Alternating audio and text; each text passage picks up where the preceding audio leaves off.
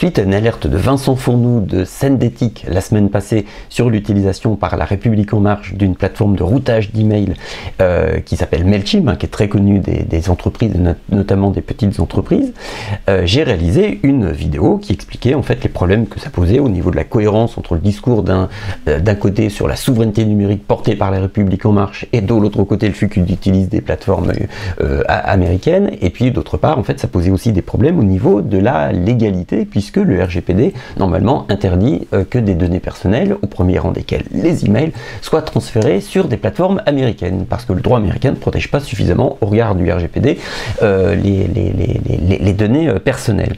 Et du coup je me suis dit, il n'y a pas de raison qu'il n'y ait que La République En Marche entre guillemets dont on parle. Que font les sites des autres candidats? Qu'est-ce que l'on peut constater? Est-ce qu'ils respectent le RGPD?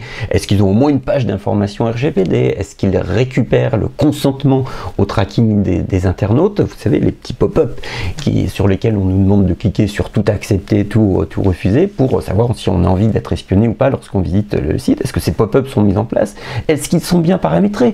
Est-ce que ces sites utilisent Google Analytics, qui a été officiellement interdit par la CNIL en février, au motif qu'ils transfèrent des données personnelles pas très protégées sur des serveurs américains? Donc du coup j'ai réalisé une étude sur les sites des 12 candidats officiels, ceux qui ont réuni les fameuses 500 signatures, et puis j'ai vu des choses très intéressantes.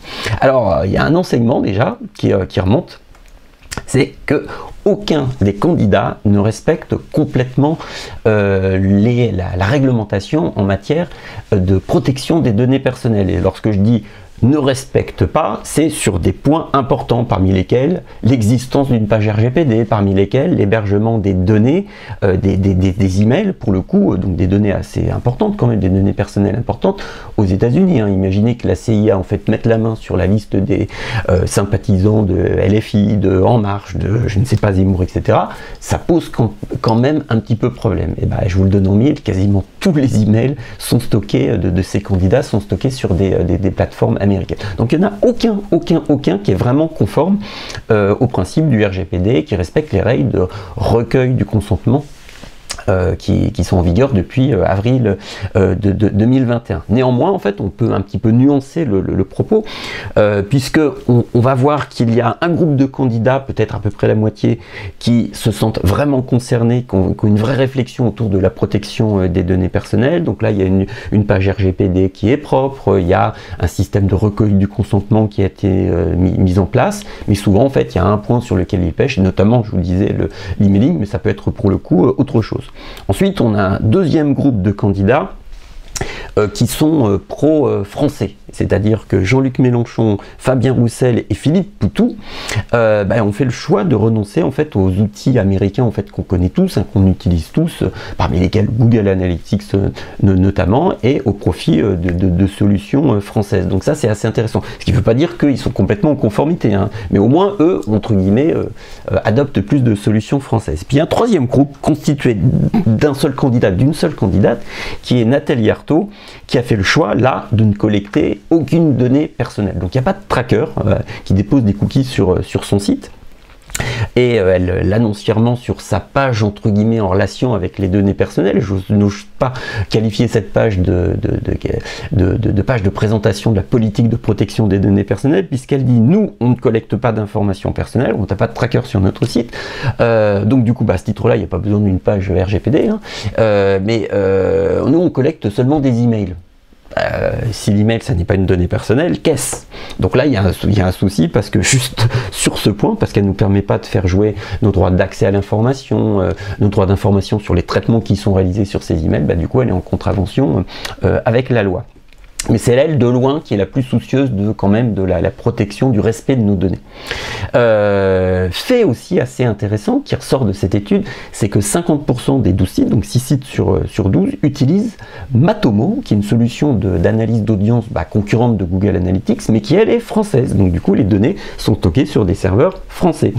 Et donc du coup c'est conforme au RGPD. C'est une solution d'ailleurs qui a l'aval de la CNIL, sinon la recommandation. Et puis on a aussi aussi une plateforme de recueil du consentement, vous savez, les outils qui permettent de diffuser les pop-up pour récupérer les consentements et être traqués des utilisateurs, qui s'appelle Acceptio, qu'on retrouve aussi sur 50% des sites. Pas forcément ceux qui utilisent Matomo, ça existe, mais c'est réparti un petit peu sur tous les sites. Nathalie Arthaud, comme je le disais, est la championne du respect des données personnelles, mais on a des mauvais élèves. Et mauvais élèves, c'est qui? Ah bah mince, on a Macron pourtant qui est censé être le bon élève de la classe, en général, non. Emmanuel Macron, Jean-Luc Mélenchon et Anne Hidalgo pêchent sur un point important, pour le coup au moins, et aiment bien collecter de la donnée personnelle, à l'exception d'Emmanuel Macron, se fiche un petit peu du respect, pour le coup, de la législation. Donc sur le site de Jean-Luc Mélenchon et d'Anne Hidalgo, on ne trouve pas de page de présentation de la politique des données personnelles. Donc impossible de savoir comment accéder à ces données, ça n'existe pas, pour le coup, chez eux. Chez Emmanuel Macron, c'est un petit peu différent. Sur le site Avec vous, on n'a que des outils américains, quasiment. On n'a que Matomo, mais donc un outil d'analyse d'audience, mais on a de toute façon Google Analytics. Et puis, surtout, on a des données qui sont alors hébergées, évidemment, en fait, aux États-Unis, mais surtout, on a des trackers qui déposent des cookies avant qu'on ait donné son consentement. Et ça n'est plus autorisé depuis le 1er avril. Et Emmanuel Macron, lui, avec vous, son site de campagne, pour le coup, .fr, track. Il y a de l'A/B testing, du Google Ads, du tag de tracking des conversions Google Ads, du tag de retargeting Google Ads, et le fameux pixel Facebook. Donc là il donne toutes ces informations, pour le coup, à Facebook, en plus des outils qu'on trouve, pour le coup, en général, sur les autres. J'ai attribué le prix du paradoxe à Éric Zemmour, le chantre de la grandeur de la France, qui n'utilise strictement aucun outil français sur son site. Donc ça, c'est le paradoxe. Alors qu'est-ce que l'on peut conclure de tout ça? On pourrait dire, ah vraiment, ils sont nuls, ils sont méchants, ils sont incohérents, ils se fichent de nos données personnelles. Vous savez tout comme moi qu'il est très difficile, en fait, d'être complètement raccord avec la législation en matière de protection des données personnelles, pour plein de raisons différentes. Déjà, la réglementation n'est pas si claire, et c'est pas la réglementation, ce sont différentes réglementations qui se superposent les unes aux autres. Réglementation et jurisprudence, entre guillemets, puisque en plus on doit tenir compte des avis de la CNIL, qui ne sont pas écrits en dur dans la loi, et qui sont susceptibles, évidemment, d'évolution. Combien même on arrive à comprendre exactement quelles sont nos obligations, il n'est pas si simple de se mettre en conformité, parce que dans l'absolu, si on suit l'avis de la CNIL de février 2022, on n'a plus le droit d'utiliser Google Analytics sur son site. Alors nous, dans notre agence, on a trouvé un moyen de contourner cela, parce qu'on a déparamétré, reparamétré Google Analytics, et grâce à Google Tag Manager, c'est vraiment compliqué, et nous on pense qu'on est à l'abri des poursuites de la CNIL, mais c'est vraiment, pour le coup, difficile. Et puis après, abstraction faite du fait que si jamais on veut se mettre complètement en conformité, c'est douloureux, parce qu'on doit renoncer à tout un tas de fonctionnalités qu'offrent les plateformes de tracking américaines et qu'on n'a plus forcément sur les plateformes de tracking françaises. Alors ça, c'est quand on veut faire du tracking un peu avancé, jouer un petit peu avec les données pour faire du fine-tuning au niveau de ces campagnes d'acquisition. Or, ça n'est pas le cas, à l'exception de La République En Marche avec son site de campagne Avec vous, de la plupart des candidats. La plupart des candidats, on sent bien qu'ils veulent juste analyser leur audience, envoyer des newsletters, hein, grosso modo.